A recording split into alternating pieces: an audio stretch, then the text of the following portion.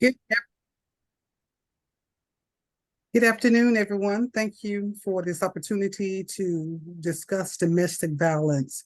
I do have a disclaimer in that the information that is presented in this presentation is for informational purposes only and don't necessarily express the views of the Tennessee Coalition to End Domestic and Sexual Violence. We also have community guidelines because domestic violence is a topic that can be triggering. We realize that. And so if you are triggered, please feel free to step away and take care of yourself. And if you need additional assistance, please feel free to reach out to us as well. Help is available for those who are in need. Then finally, ask questions. Let's make some comments. I want this to be as engaging as possible so that we all can take something away with us after the presentation has ended. So we will get started. We do have some learning objectives. The first one is to increase our understanding of domestic violence. And you will hear me say often that domestic violence is complicated. It is. We want to increase our understanding of domestic violence, know the importance of the Violence Against Women's Act. We'll talk about that. Learn the signs of domestic violence, and then know why domestic violence is effective. Why does domestic violence work?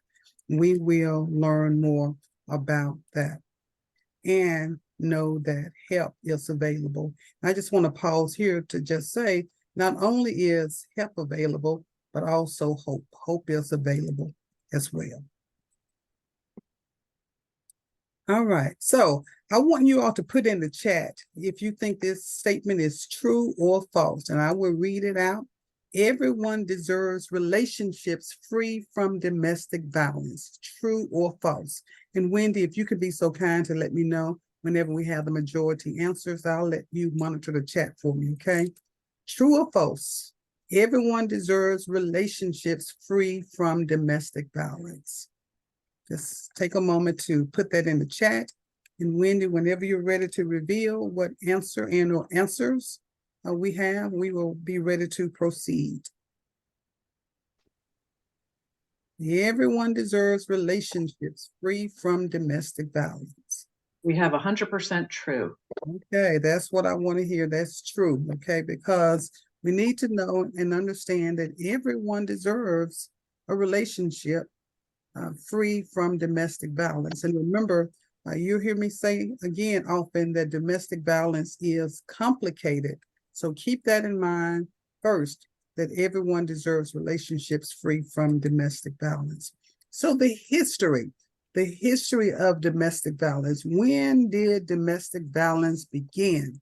Now, according to studies as late as the 1800s, but for those who know anything about the Bible or Bible scholars, we know that the official or the first domestic violence event happened during biblical days.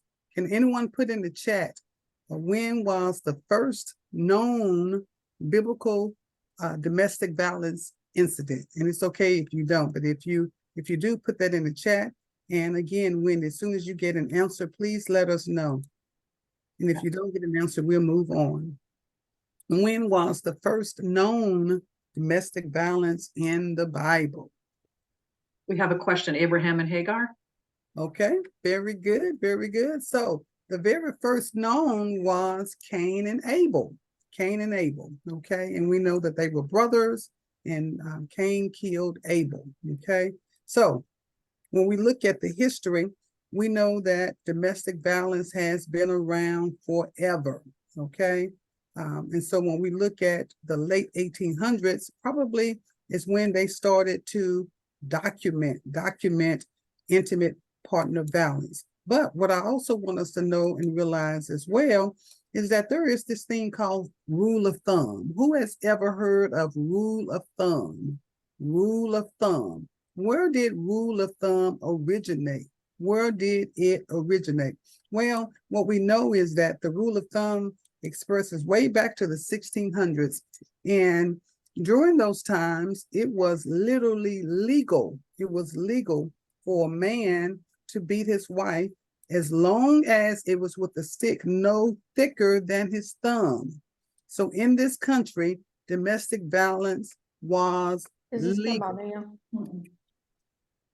Did you say something, Chloe, to us? You have a question or comment? No, I apologize. Sorry. Oh, no worries. Okay. All right. So we're just looking at the history. How long has domestic violence been around? And again, it has been around forever.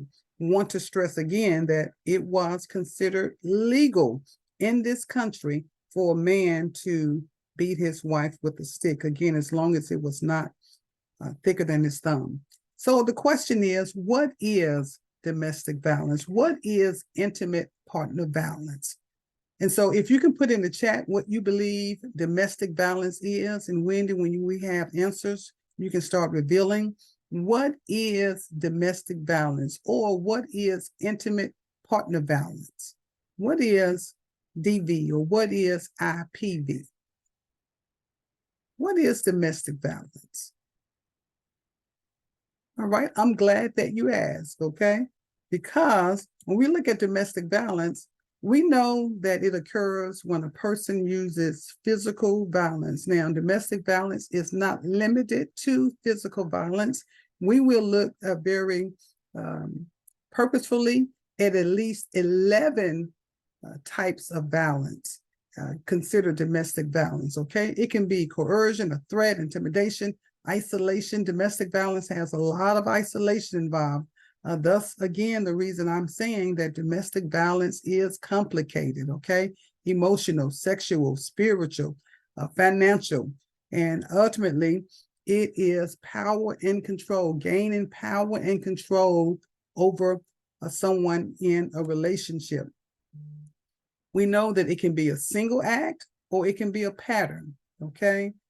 Domestic violence and relationships, domestic violence and intimate partner relationships. We want you to think about those. And according to the Tennessee Code Annotated, there are some definitions. This is how the law defines what domestic violence is, okay? It can be an adult or a minor.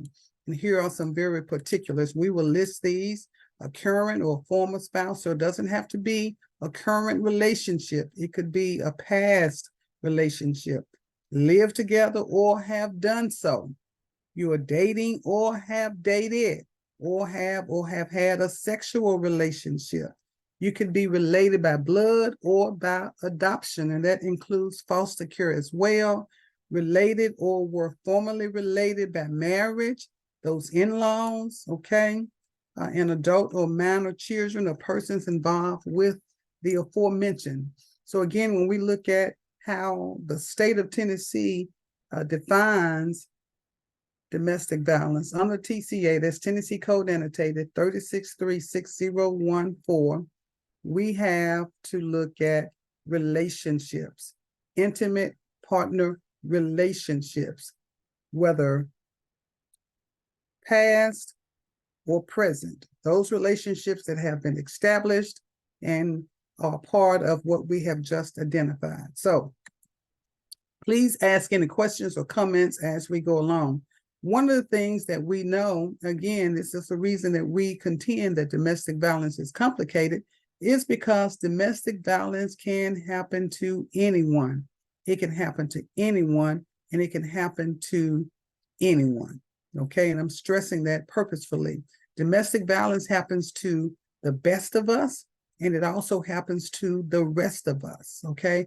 And we're going to look specifically at some numbers, but we have to know and understand that domestic violence does not have any boundaries. There aren't any boundaries. It doesn't matter who you are, where you live, where you're from, where you're going. You can be touched by domestic violence. And so when I'm going to poll the audience at this point, if you know of someone who has been in a domestic violence relationship, put yes in the chat. If you know of someone who has been affected by domestic violence, put yes in the chat. Put yes in the chat. And Wendy, let me know whenever you're ready to reveal what you have.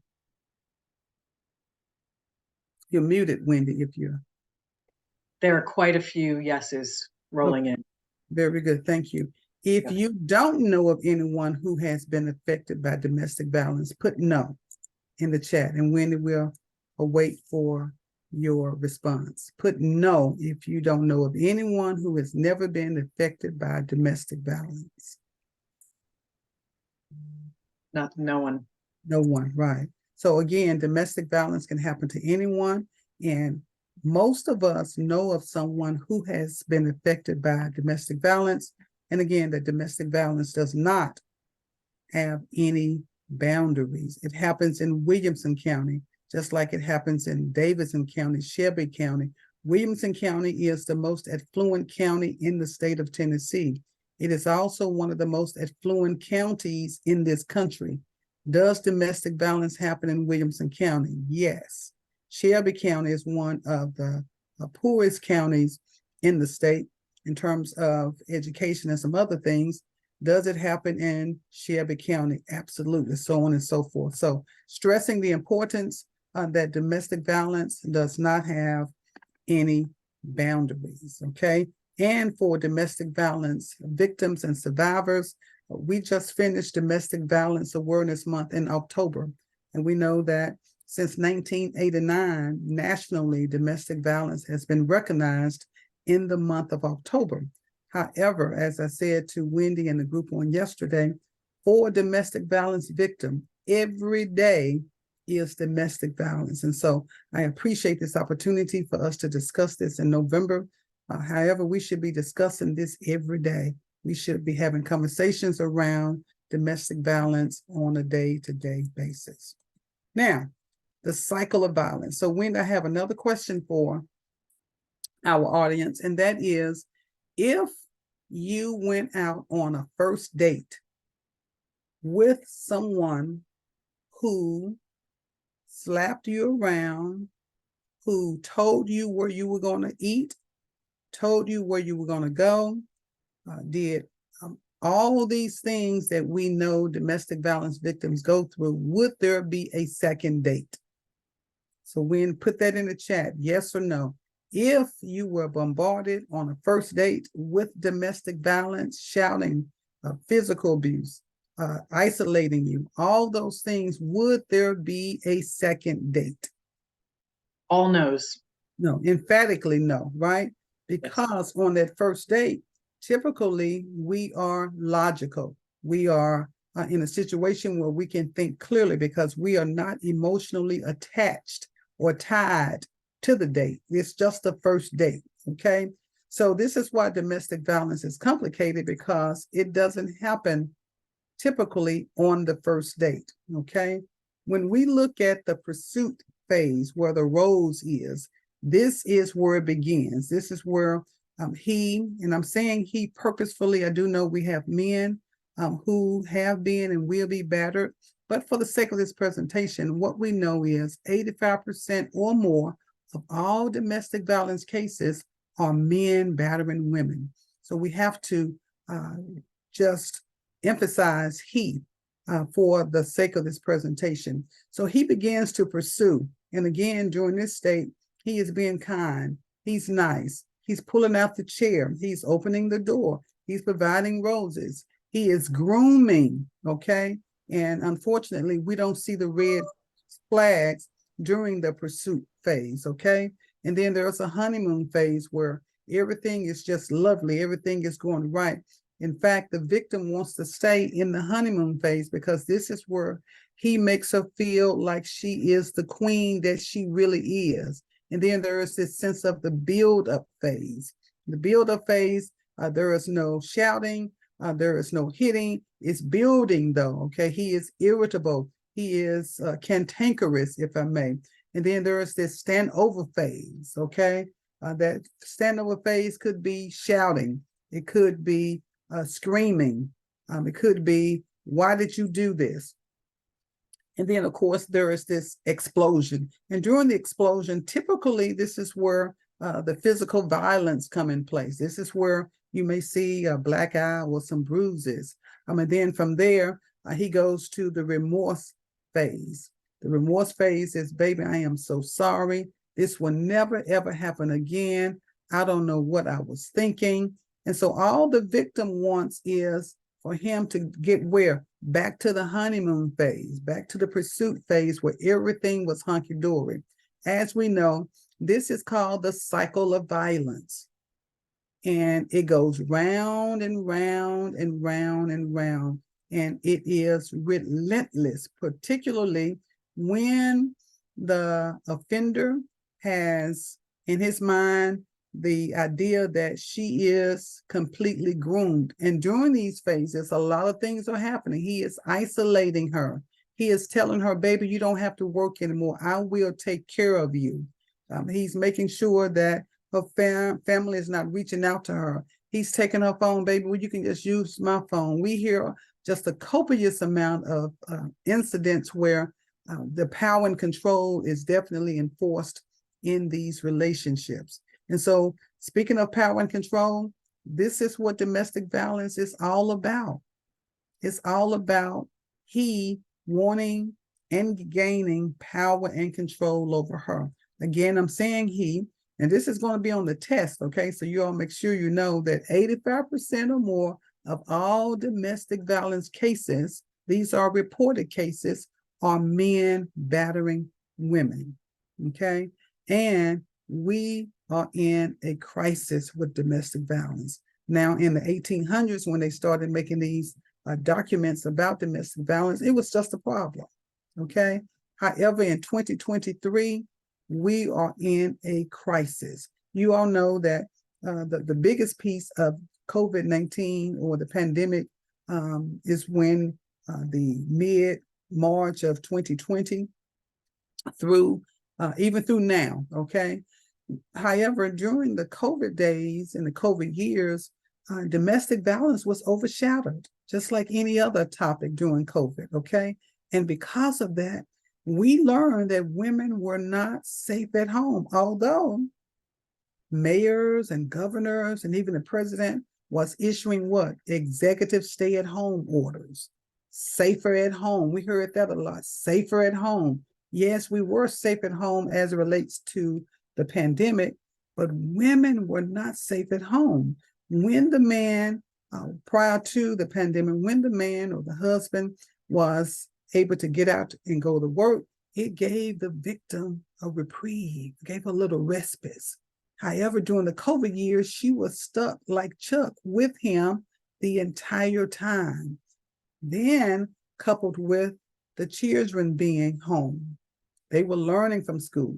We learned, and the jury is still out, we learned that there were some new batterers. These were men who had never battered. However, he's frustrated, not justifying anything. He's saying, I'm frustrated. The children are at home. They're getting on my nerves. They're doing this. They have to have a laptop. They have to do this. And so we learned that there were new batterers that came out of the COVID era. So again, domestic violence is complicated, but we have to know and understand that it starts with the pursuit, the grooming, and it does not happen typically on that first date. And domestic violence is essentially about power and control. And he uses children, he uses the finances, he uses coercion and threats, he uses intimidation, he uses all these things. And all the victim wants is to be loved. She wants to get back to that honeymoon phase. Domestic violence victims are in denial. They deny because of how he has groomed her, okay? And we know that's why domestic violence victims don't typically go to court, okay? They don't follow up. I attended the judicial conference last week and had an opportunity to speak to 147 judges. And one of the things that we have to know and understand is that because they were saying, well, the victim won't come to court and we have to reset it. There aren't any perfect victims in domestic violence. So just getting them to understand that piece, that they're not perfect. They will miss court. They have good intentions sometimes, but their minds are focused on the things that he has told her, okay, as relates to power and control. Let me know, Wendy, if there are any questions or comments in the chat section, okay? So when we look at domestic violence, there are at least, and I'm saying at least because obviously there are more, there are 5 staggering stats about domestic violence victims. We know that 1 in 4 women, that's 25% of all women, will be affected by domestic violence and or will experience domestic violence. That's even if you witness it, that's an experience. So 25% of all women, and then 1 in 7 men, okay? 1 in 7 men. So again, for the purpose of this presentation, we are saying he, because there are men. Now, of course, these are reported numbers, okay? What concerns me the most are the cases that go unreported. And we'll talk more about that shortly, okay? But 92% of domestic violence victims admitted that they had been slapped, hit, or punched. That's 92%. That's almost 100%. That's why we start with physical violence, okay? Again, it's not the only violence, but 92% said, hey, I have been hit. 81% said they were either choked or strangled.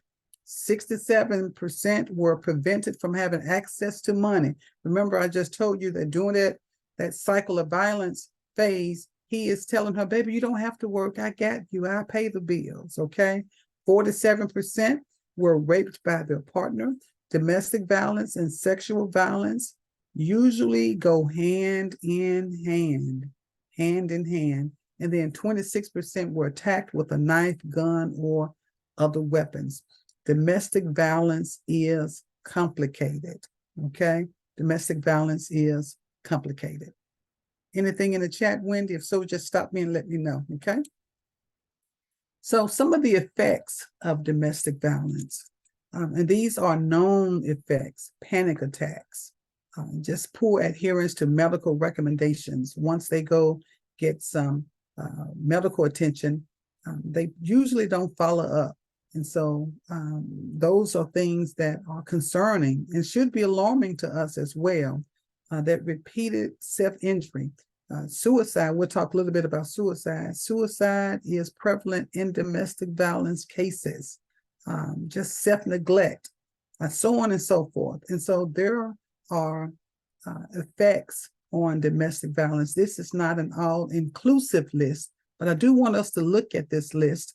And right now, put in the chat anything and or another effect of domestic violence that is not listed. What do you think is another effect or could be another effect of domestic violence that is not listed? Just put in the chat section. What do you think could be another effect? Again, this is not an all-inclusive list. Did, however, want us to look at some effects of domestic violence. We have PTSD and anxiety, traumatic brain injury, poor mental health, another TBI, health issues, nutritional issues, substance use, eating disorders.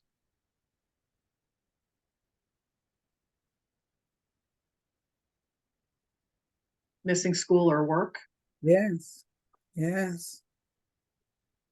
Thank you, Wendy, very much. And thank you all for participating because, again, domestic violence is so complicated. There are just a plethora of effects of domestic violence on domestic violence victims.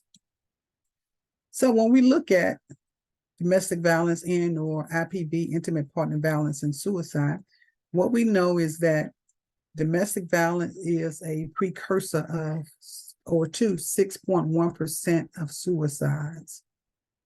That's alarming. And that should make us want to talk more about domestic violence, talk more about suicide as it relates to IPV. Survivors of IPV or intimate partner violence are twice as likely to attempt suicide, not just one time, but multiple times. This should concern us. This is the reason I'm saying that domestic violence is complicated. and that we are in a crisis. We are in a crisis with domestic violence because it affects, remember, the best of us and the rest of us, okay? Let me know again, Wendy, if there are any comments in the chat section. So when we talk about domestic violence, we always look at the unhealthy piece. But let us look real briefly at what a healthy relationship should look like, okay? And so when you are in a healthy relationship, we know that there is some balance, there is some harmony, there is some fairness, there is some respect, there is some honesty, there is some responsible parenting. So we have to show this piece to let people know this is what a healthy relationship should look like. We also show this because if you are in a relationship and it does not have the harmony or the balance that it should, then perhaps you may want to begin looking very intimately at your relationship, okay? I did this presentation for CPS, that's the Child Protective Services, and one of the young ladies raised her hand toward the beginning of the class and said, hey, I'm a domestic violence survivor.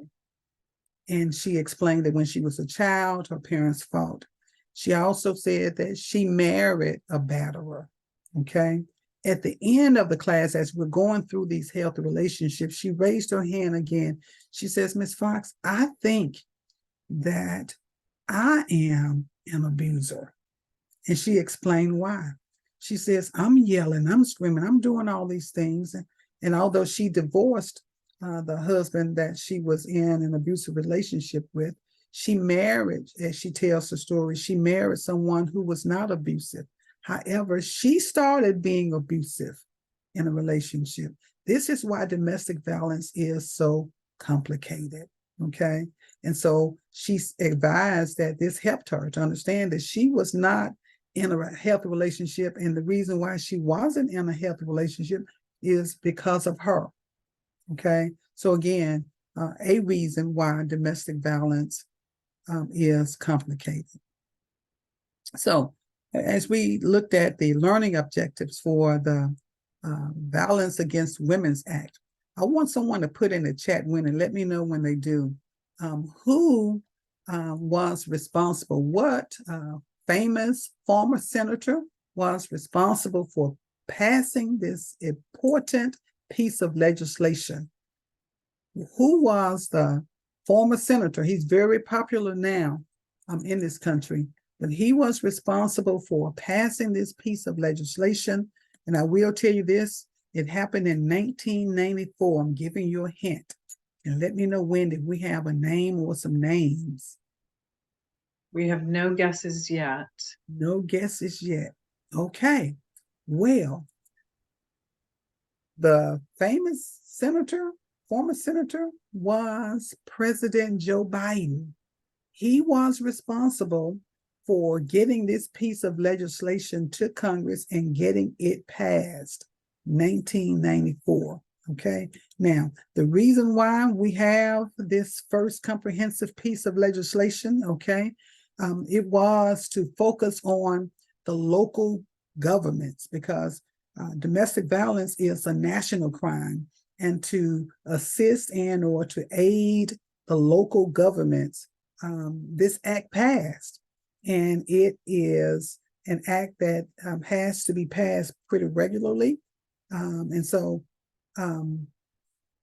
what concerns me is that this happened in 1994. I'm excited and glad that it passed, but look how long domestic violence has been around. Again, a reason why this issue is complicated, okay? However, again, in 1994, Congress passed the Violence Against Women's Act in former Senator Joe Biden. And that will be on the test. So make sure you all remember that former Senator Joe Biden was responsible for passing this important piece of legislation for this country. All right, here's a question. Did you know that every minute, 20 people are literally physically abused in this country. Every 60 seconds, 20 people are abused in this country. And so, Wendy, I'm not sure how long we have been on, since 1 o'clock, but when you think about that, you think about the 30 minutes or 40 minutes that we've been on. I also want you to think about how many people have been physically assaulted since we commenced this conversation on this afternoon. Again, domestic violence is complicated, okay? The FBI, domestic violence is so complicated that the FBI reports that between 75 and 90% of all all hostage takings in this country are domestic violence situations, are domestic violence related. 75 to 90%. In fact, that's almost all hostage takings in this country are related to domestic violence. Thus, the reason domestic violence is complicated. So, put this in the chat and let me know, Wendy, whenever we get some answers. The question is, can domestic violence be prevented? Yes or no? I want you all to blow this chat section up. Can domestic violence be prevented? Let us know what you think. Yes or no. Don't be bashful. Let us know if you believe that domestic violence can be prevented. Wendy? There are all yeses coming through. Yes, okay. All right. Any no's at all? Not yet. And Paula let us know that at that 39-minute mark, that meant that 780 people had been Abused. Abused. Right, 780 just in the time that we've been talking, okay? Wow, thank you, Paul, for doing that. So, yeah, so can domestic violence be prevented? Now, every time I do the presentation, I have this question in there. There's always some controversy, right? No, it can't be prevented. It's always out of hand. Oh, blah, blah, blah, blah, right? But yes, domestic violence can be prevented, just like any other crime. So what I do is when they tell me no, that it can't be prevented, that it's out of hand, I ask them, Wendy, can a robbery be prevented? Can a rape be prevented? Can shoplifting be prevented? And they go, oh, well, yeah, well, yeah, well, yeah. Well, if those crimes can be prevented, so can intimate partner violence crimes. They are all preventable, okay? Domestic violence is about power and control, and it's also based on a choice that the offender makes. He chooses to groom, he chooses to gain power and control so that he can do what he wants to do, okay?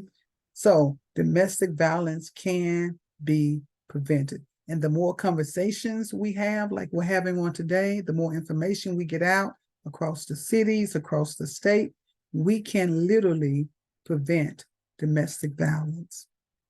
So, Wendy, I want you to read the following statement, okay? And this is the truth, the whole truth, and nothing but the truth, Ruth. Wendy? To prevent and end domestic violence as a society, we need to acknowledge and understand that victims never deserve nor should be blamed for the abuse they endure. Abusers are skilled at using power and control over their victims. That's the truth, the whole truth, and nothing but the truth, Ruth. Right, Wendy? Right.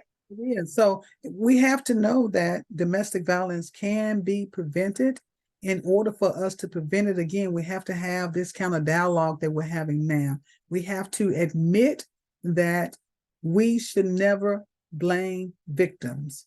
We should always believe victims, and we should never shame victims or make them feel like they deserve that kind of treatment. They hear that in those relationships, okay? But again, in order to prevent and end, which I believe we can, we have, as a society, we got to do a better job of acknowledging and not blaming victims. I hear too often society blaming victims. It was the victim's fault. We hear that in rape cases. What was she wearing? Why did she go to his room late at night? Why was she, why, right? And so we can do a better job in hoping that as we continue to have dialogue of this nature, we can truly prevent and end domestic violence. So why does domestic violence happen? Why is domestic violence effective? Okay. Number one, domestic violence is effective because our society says it's okay. Society has not held batterers accountable. Don't you know, in the state of Tennessee, if there is a first offense of domestic violence, that offender is only charged as a misdemeanor. If there is a second offense of domestic violence, that offender is only charged with a misdemeanor, right? And so we need legislation that says that if you commit a domestic violence offense, first, second, third, 15th time, it is a felony. We have to hold offenders accountable. And we are holding them accountable in a sense that we have battery intervention programs. A part of my role as the Secretary of the Domestic Violence State Coordinating Council is to manage our 26 certified battery intervention programs across the state, okay? And so we do that, we go out, we monitor the classes, we make sure that they are in compliance, the program directors and facilitators are in compliance. Those classes are up to 26 weeks, depending on the judge or the judges, can go up to 52 weeks for an entire year. But as a whole, we're just not holding offenders accountable. Secondly, domestic violence works. Remember, I said that domestic violence is complicated. It is also works. Domestic violence works. How and why does it work? Because the victim is afraid. The victim is not reporting. We have more unreported cases than we do reported, okay? So domestic violence is working because the victim and or the survivor is afraid, and rightfully so. And then thirdly, as I've already mentioned, domestic violence is a choice. This is why abuse happens. We have got to get the offenders to be accountable. Offenders choose to use violence to control and to gain power rather over the intimate partners. And that also includes children and other family members. So why is domestic violence effective? Because number one, society says it's okay. We're not holding them accountable. Secondly, it works. The victim and or the victims are afraid, and rightfully so. And then thirdly, it's a choice. It's a choice of the batterers to gain power and control over their victims. Let me know if we have anything in the comment section. So when we look at domestic violence, here are just 10 warning signs of abuse and an abusive relationship, okay?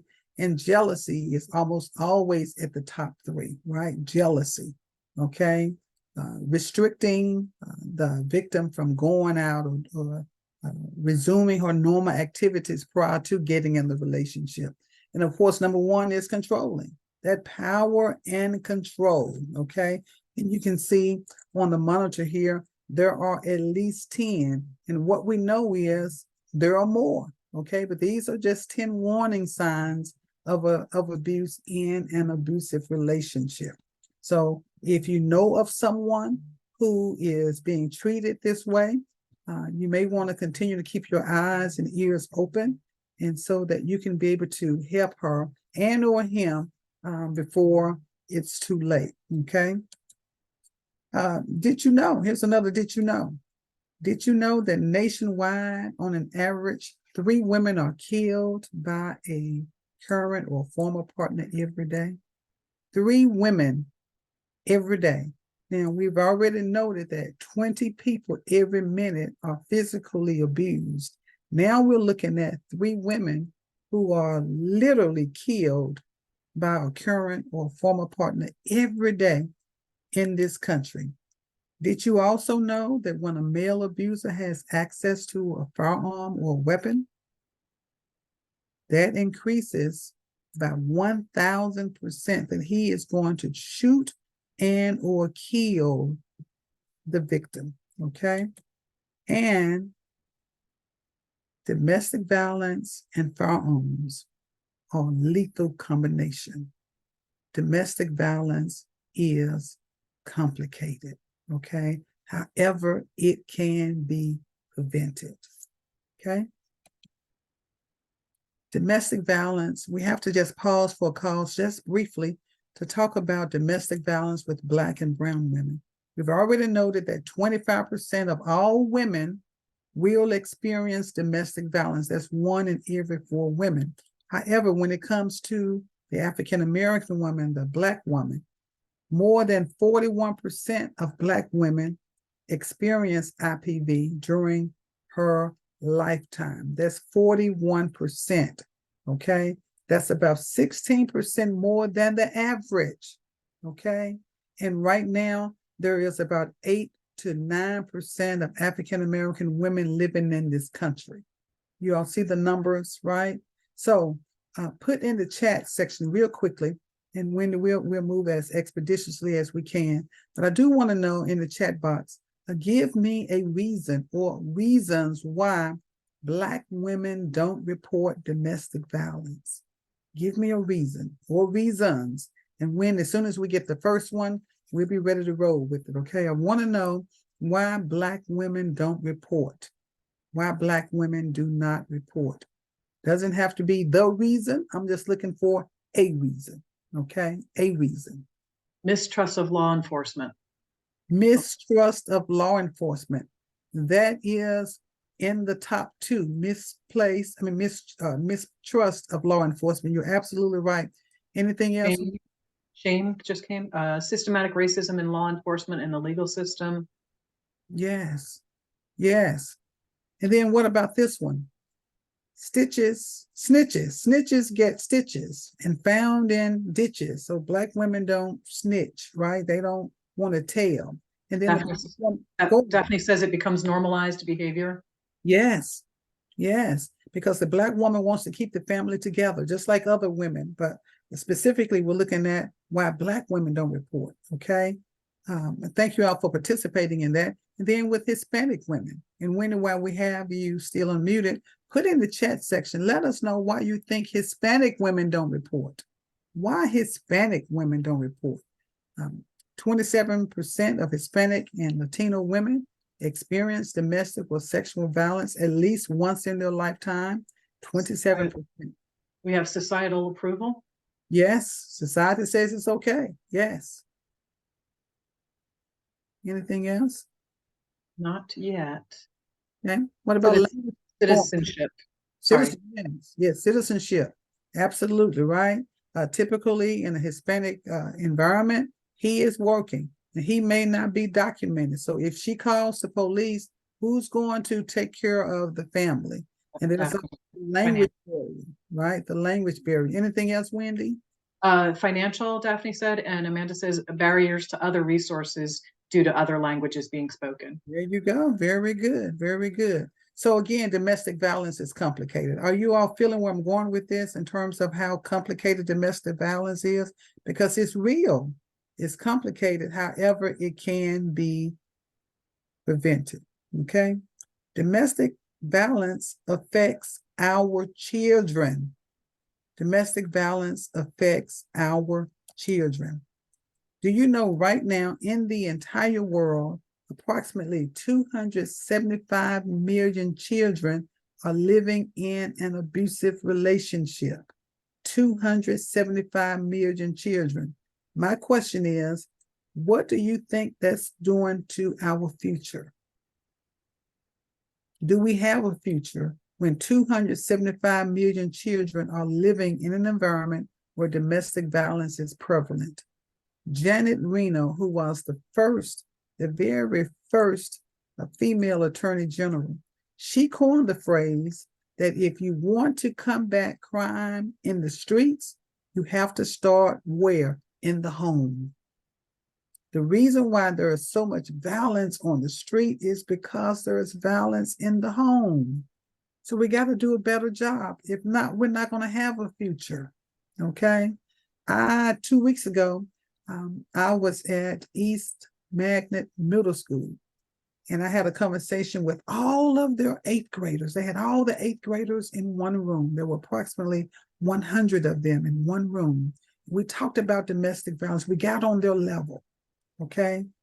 And just to see in their eyes that they were victims and or survivors of domestic violence, it hurt my soul. That happened 2 weeks ago. Every day I have thought about those 100 children.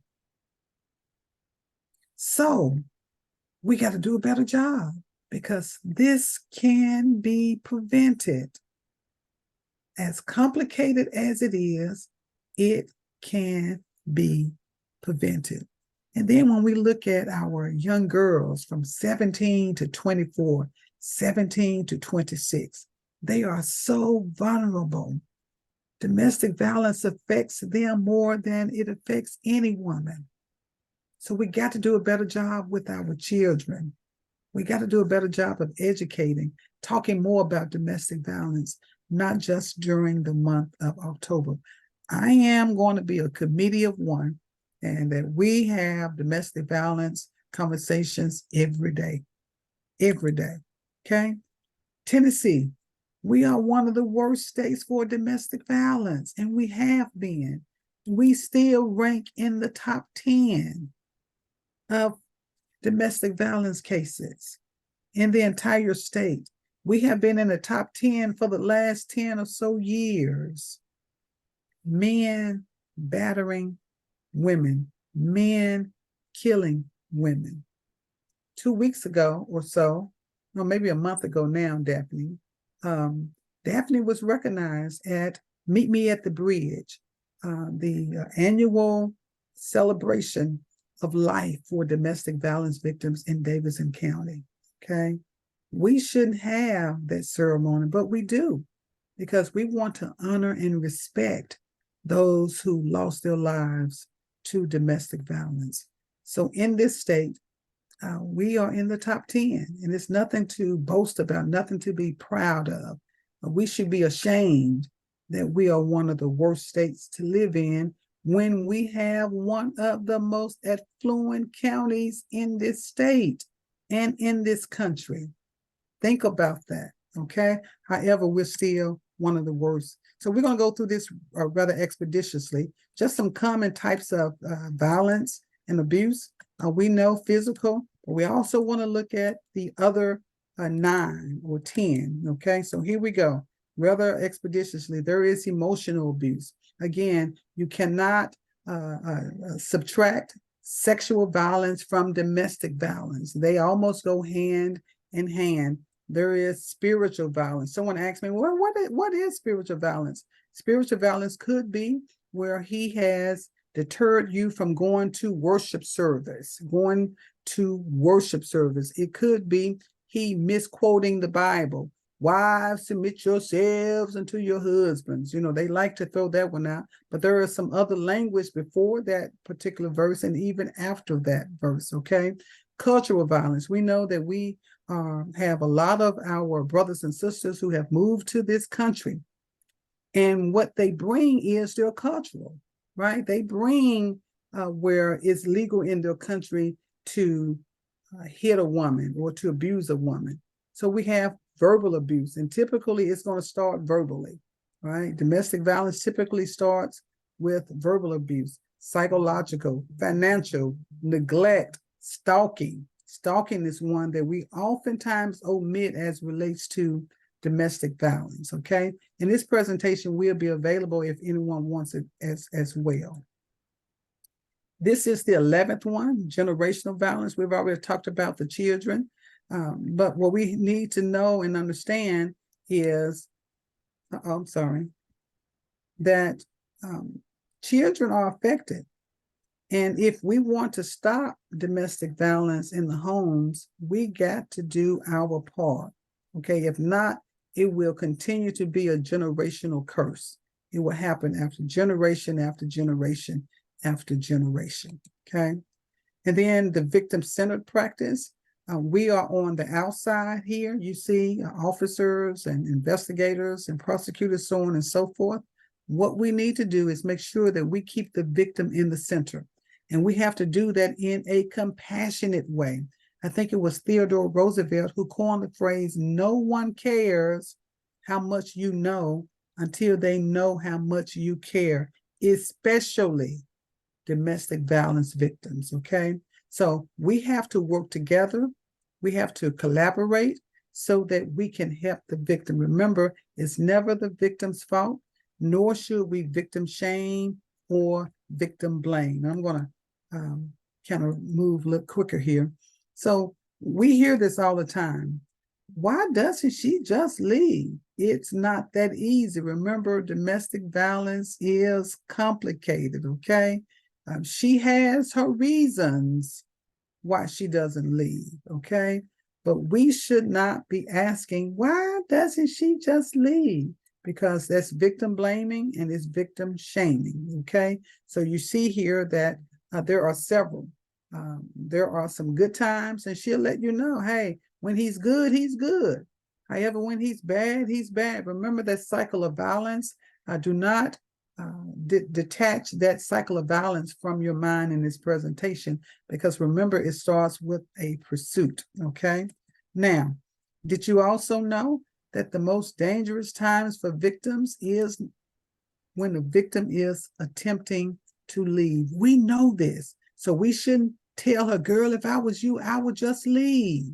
No, it is the most dangerous time for victims. The second most dangerous time, put it in the chat if you know what the second most dangerous time is. And Wendy, I'll let me know. What is the second most dangerous time? If the first one is when a victim is attempting to leave, what do you believe is the second most dangerous time? We have anything, Wendy? Nothing yet. Okay. Well, the second most dangerous time is when a victim is pregnant, when a victim is with child, okay?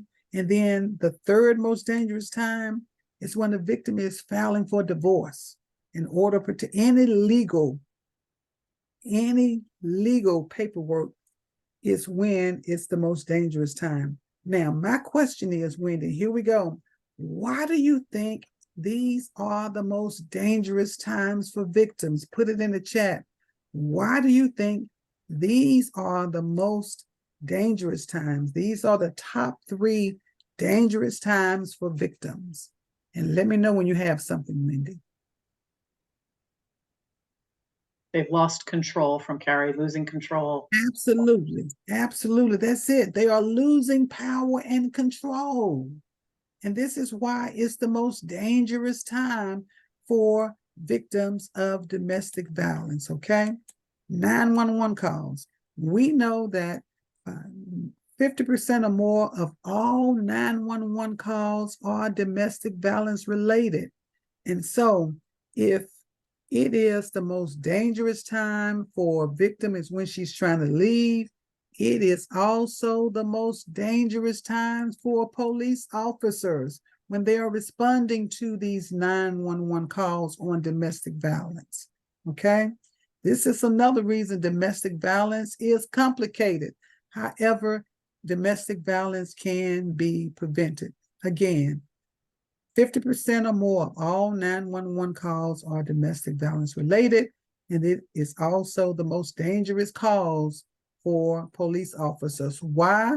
Because he is losing power and control, okay? So the impact, the economic impact is startling for domestic violence. And we're gonna look very specifically that it costs in this country at least 5.8 billion, that's with the B, dollars every year in this country. And the question is, well, who pays for it? Look in the mirror and tell me who you see, right? Taxpayers, we're paying for the cost of domestic violence, okay? Again, a reason that domestic violence is complicated, it's also costly, okay? So, the traumatic impact of domestic violence. I have, this is a trailer on, this hits home. I'm not going to show it because it's going to take up our time, but it's a new document that shines a light on the links between TBI and IPV and or domestic violence. So I want to make sure, Wendy and Jennifer, that everyone gets a copy of this trailer so you will have an opportunity to review it at your leisure and kind of look at it. It is a real documentary where the author has gone around and talked to particularly women of domestic violence who has been hit across the head several times. It's a very powerful documentary. So I definitely want to get that link out. I only have the trailer, but the trailer is enough for you to get the picture, okay? And we coined that the silent epidemic of domestic violence is TBI, okay? It's almost like a football player getting hit or a baseball player getting hit with a baseball, okay? That effect that it has on the brain. So real quickly, I want us to know about the sign. This is the official signal for help. This can be domestically and or sexually. So if you see anyone doing this motion, okay, and I'm going to start my video again just for this purpose. So I want everyone to put their hand out and the thumb over the middle of your hand and go down. This is the official sign that a domestic violence and or a sexual violence person needs help. We need to know this. We need to be able to teach this to our children, our grandchildren. We need to watch for this as well. This is the official sign for help, okay? And we're almost at an end of domestic violence training. We know that licensed cosmetologists and barbers have to have domestic violence training. Put it in the chat real quickly and let me know when we have an answer or some answers. Why do you think that this piece of legislation passed? Licensed cosmetologists and barbers have to have domestic violence training. It's a 20-minute training. It's followed by a short quiz, and they have to take this, and after they complete the training, they get their certificate. They have to showcase their certificates in their hair salons, okay? And if a person comes in with a request of an angel shot, that's either male or female, and if it's a cosmetologist or a barber, that is the official language that that person needs help. If she comes in and says, I need an angel cut, okay? And if they go to a bar and they go to the bartender says, I need an angel shot, that is also the official cry for help in the bartender world. So do we have anything in the chat, Wendy? No. Okay, all right. So one of the reasons why cosmetologists and barbers have to take this training is because there is a lot of conversations that go on in barbershops and hair salons, okay? So women tend to be a little bit more open, trustworthy with the person who is doing their hair, okay? And of course, this was inspired by Sure Haven Domestic Violence, and that is a component of the YWCA of Nashville and Middle Tennessee. Here's another component, Safe at Home. Here's an opportunity for a victim to, through an advocate, to change her address in a confidential manner. And her address will be a state of Tennessee address that is official through the Tennessee Secretary of State's office. So we are trying our very best to do our part, but there is so much work to do, again, because domestic violence is complicated. However, it can be prevented. So what we know is that it takes courage for a survivor of sexual assault or domestic violence to share their story with anyone. We should never underestimate our power to affect the course of a survivor's healing journey. We may not be experts, but we can be good listeners, and we can be able to assist someone who is in need. So what we can do is listen and believe them. We don't ever confront the offender, the abuser. We can help them make a safety plan. We need to take care of ourselves because we can easily experience secondhand trauma. Be aware of the danger signs. Offer emotional support. We need to be patient with domestic violence victims. Remember, it's complicated and there aren't any perfect victims out there. Offer some practical help, okay? And then connect victim with resources that are available. Here is the National Hotline for Domestic Violence. We need to put this telephone number as a contact in our phones because we never know when we need to provide it to someone or even to ourselves. So if you haven't, make sure that you put this domestic violence telephone number as a part of your contact so that you can be readily available to share this number if needed. Any questions from anyone? Any questions or comments at this time? All right. Do want to thank you all, and now we're just going to turn it over. Here is my information.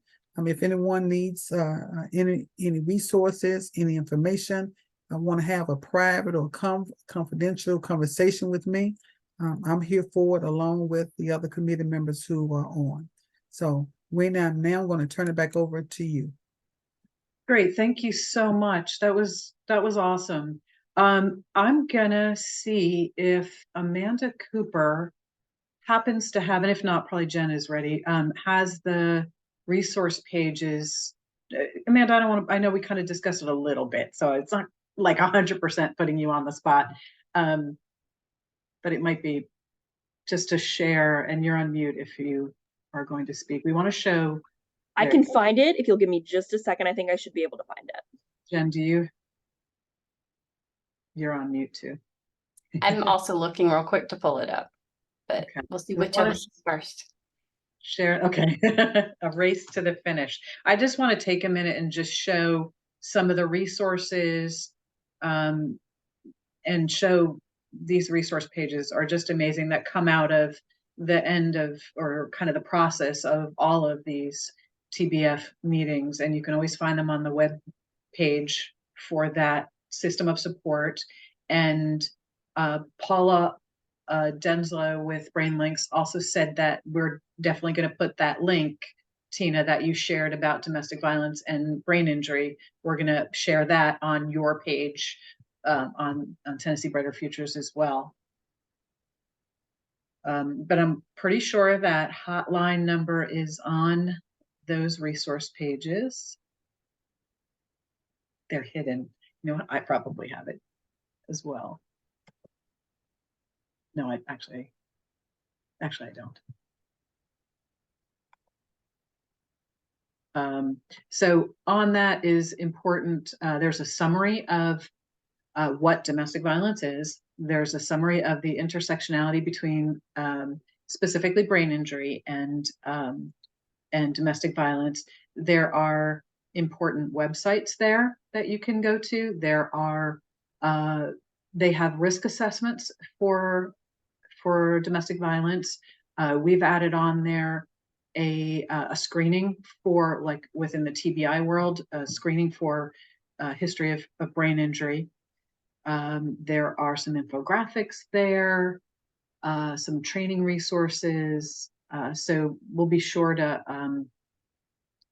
take a look at them. So that's something to share with all of your frontline providers for sure, so that if they get anybody into their system, they have a suspicion, you want to share with them that information. Oh, Jennifer found it. Took me a minute. Thanks. You're welcome. So here's that background. We won't spend a lot of time here. I want you to see it because I want you to see kind of how valuable they are, so that you'll be encouraged when Jen sends it to you following this meeting in the next few days, to go and share it across your network. And then also, I have a little notebook here. I like paper. I like to touch things. Of course, I have a file on electronically, but then I've also got all of the pages right there that I can just flip to and see if somebody needed a resource. They're right there. There's the intersectionality, and then we'll just keep on going. Tina has put the domestic violence hotline number in the chat.